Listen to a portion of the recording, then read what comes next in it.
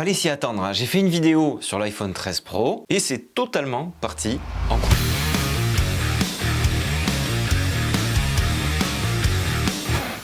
Et salut les gens derrière l'écran, c'est François pour la chaîne Explique-moi encore. Je suis ravi de vous retrouver une nouvelle fois sur cette chaîne. Et si vous êtes nouveau, bien ici on parle de faire des vidéos, on parle de montage, de tournage, de matos. Donc si c'est quelque chose qui vous intéresse, eh bien n'hésitez pas à cliquer sur le petit bouton s'abonner qui se situe juste en dessous. Il y a sûrement des choses qui vont vous intéresser. Alors aujourd'hui c'est story time sur un sujet qui pourrait paraître pas forcément en rapport avec la chaîne, et pourtant vous allez voir qu'il l'est complètement. Je vais vous parler d'une vidéo que j'ai faite sur TikTok sur une des fonctionnalités de l'iPhone 13 Pro que je trouve très intéressante, et surtout de comment c'est parti totalement en cacahuète parce que les gens comprennent pas certaines choses. Et je me suis dit que ça valait le coup d'expliquer certains points parce que cette fonctionnalité, elle soulève des questions. Et ce qu'on va dire dans cette vidéo, ça va vous aider à discerner les éléments marketing des éléments vraiment intéressants quand on parle de specs de caméra. Que ce soit du smartphone ou des hybrides, c'est un peu le même concept. Alors je préviens aussi d'entrée, je vais faire des raccourcis. Je vais pas rentrer dans les détails hyper techniques, sinon la vidéo ferait 1 heure, ça serait totalement indigeste. Mais l'idée c'est de vous permettre de mieux comprendre les choses pour faire les bons choix. Et évidemment, je ne suis pas en train de dire qu'il faut absolument acheter un iPhone 13 Pro. Je ne suis pas en train de dire non plus que ça va remplacer les caméras, les hybrides, tout ça. Juste, il y a vraiment cette fonctionnalité qui, je pense, est un game changer pour tout ce qui va toucher à la vidéo dans les années, voire les mois à venir. Rentrons donc dans le vif du sujet. Cette fonctionnalité dont j'ai parlé dans cette vidéo TikTok, c'est la possibilité avec l'iPhone 13 Pro d'enregistrer en interne avec un codec qui s'appelle le ProRes 422 10 bits. Non, c'est pas un gros mot, et oui, pour moi, c'est quelque chose de très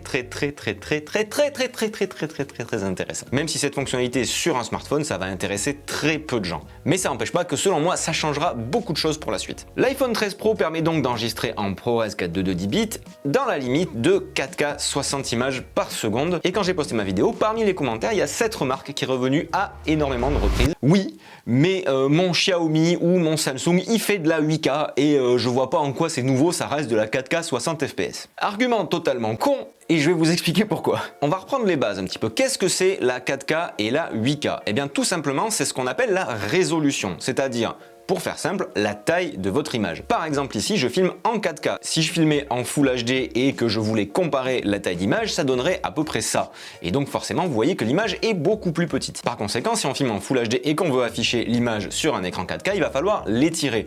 Et c'est comme un JPEG, forcément à un moment donné, si on zoome, on perd en détail, c'est moins net, c'est moins défini, il y a moins de pixels dans l'image, donc on peut pas aller aussi loin. Mais d'un autre côté, ça va se voir sur un grand écran. Cette vidéo est tournée en 4K, je vous encourage à la passer sur YouTube en 1080, et si vous la regardez sur un smartphone, vous verrez peut-être une petite différence, mais pas forcément quelque chose d'énorme. C'est la même chose pour la 4K et la 8K, ça dépend aussi de la taille de l'écran sur laquelle vous le regardez. Si vous regardez sur un tout petit écran, forcément vous verrez moins les détails. Par contre, si vous regardez sur un écran gigantesque, ça vous sautera aux yeux, évidemment. Et on est d'accord que les écrans 8K, pour l'instant, ça court pas les rues, donc même si l'écran est grand, la différence sera pas forcément énorme. La 8K par contre, ça a des avantages, notamment le fait que il y a plus de pixels, donc techniquement, on devrait avoir plus d'informations, plus de définition dans l'image, même si on la downscale, si on la réduit en 4K. Un autre avantage de la 8K, c'est qu'on va pouvoir aussi zoomer dans l'image sans dégradation. Et ça, c'est très pratique parce que, en gros, on va pouvoir filmer un plan et avoir dans ce plan, en zoomant, plusieurs valeurs de plan. Alors c'est artificiel et c'est pas totalement juste, mais ça peut quand même donner un petit peu plus de vie à un plan sans forcément dégrader puisqu'on va zoomer dedans. Là, forcément, on a de la 8K, donc on peut aller zoomer bien avant de se rendre compte que c'est juste un crop. La résolution, oui, c'est important, c'est sûr, mais le codec, c'est au moins tout aussi important. La résolution, finalement, c'est juste la taille de l'image. Mais c'est pas parce qu'on va avoir de la 8K qu'on va avoir une belle image. Ça va dépendre de plein d'autres choses, notamment du codec. Et c'est là qu'on va parler du ProRes. Pour faire simple, votre caméra, que ce soit un smartphone ou un hybride, elle va capter des informations et les retranscrire sous forme numérique. Quand on utilise des fichiers RAW, par exemple, des fichiers bruts, le RAW n'est pas une image. Le RAW, c'est juste des informations qui vont être traitées ensuite par un ordinateur, un téléphone ou la caméra pour pouvoir être visible. En gros, pour pouvoir visualiser ces informations qui sont captées par le capteur de la caméra, il va y avoir un travail d'interprétation de la caméra, de l'ordinateur, pour pouvoir donner une image. Et c'est là que ça devient intéressant. Le format RAW est très gros puisqu'il y a beaucoup d'informations.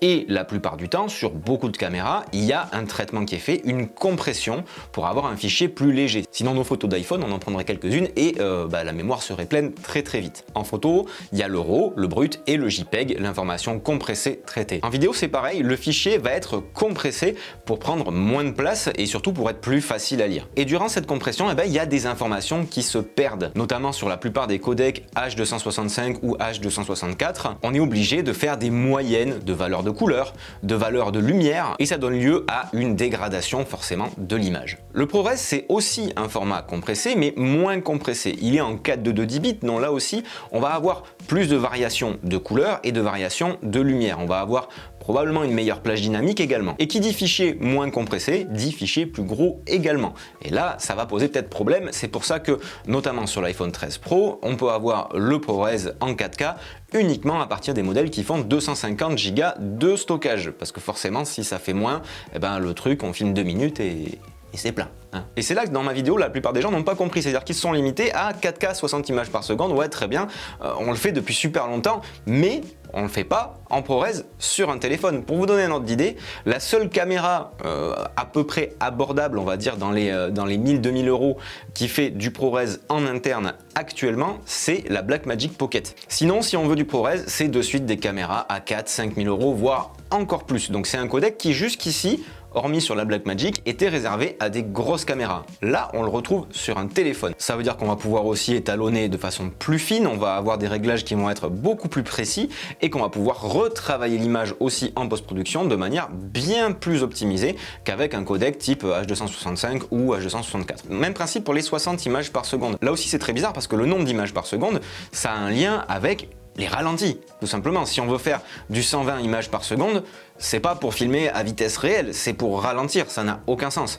60 images par seconde, c'est un petit ralenti, mais ça reste un ralenti. Donc se dire, ma caméra, elle fait du 240 images par seconde ou je sais pas combien, c'est aussi curieux dans la mesure où si c'est pas pour faire des ralentis, à quoi ça va servir? Tout simplement. Dès qu'on parle d'un téléphone Apple ou Android, parce qu'il y a des pros et des contres dans les deux camps, c'est qui est-ce qui va avoir les specs les plus ouf? Et j'ai envie de dire, à quoi ça sert? Parce que même sur un iPhone 13 Pro, ça va servir vraiment à très peu de gens. Des gens qui font du film uniquement à l'iPhone, parce que c'est un concept, parce que c'est un challenge, mais personne ne va filmer ses TikTok ou ses stories Insta en ProRes en 4K 60. Ça c'est évident, ça n'aurait aucun sens. Mais le fait de se dire un téléphone est bon parce qu'il fait de la 8K, dites-vous bien que la 8K c'est une chose, mais le codec qui va servir à encoder l'image, c'est tout aussi important. Et c'est vrai que le ProRes dans la keynote Apple, c'est quelque chose qui, je pense, est passé relativement inaperçu puisque peu utile pour la plupart des gens qui vont filmer avec un smartphone. Mais là où ça devient vachement intéressant, c'est qu'Apple a montré qu'on pouvait, dans un smartphone, intégrer de l'enregistrement ProRes 4:2 bits interne. Chose que nos boîtiers hybrides ne font pas à ce jour. Et ce que je me dis moi, et mon petit pari là que je fais tout de suite là, c'est que ça va faire bouger les choses. Si un téléphone est capable de le faire, pourquoi est-ce qu'un A7S III serait pas capable de le faire? Pourquoi est-ce qu'un Canon R5 serait pas capable de le faire? Pourquoi un Z6 serait pas capable de le faire en interne? Pour le moment, on peut le faire avec des enregistreurs en externe, mais on peut pas le faire en interne. Et il y a fort à parier que un des enjeux de la suite de l'évolution de nos boîtiers hybrides, ça va être les codecs internes. Le ProRes en interne, pour moi, c'est quelque chose qui va arriver dans les mois, années à venir, c'est quelque chose qui va se démocratiser. Et je pense qu'Apple n'y sera pas pour rien avec le fait d'avoir promu ce codec dans son smartphone, comme étant une fonctionnalité professionnelle. Et pour finir, il reste la grande interrogation que je me pose et que je comprends pas. Vraiment, je n'ai pas la réponse. Si vous l'avez, donnez-la moi dans les commentaires parce que, voilà. Pourquoi les gens qui ont une marque de téléphone ou un système d'exploitation de téléphone insultent ceux qui en ont un différent?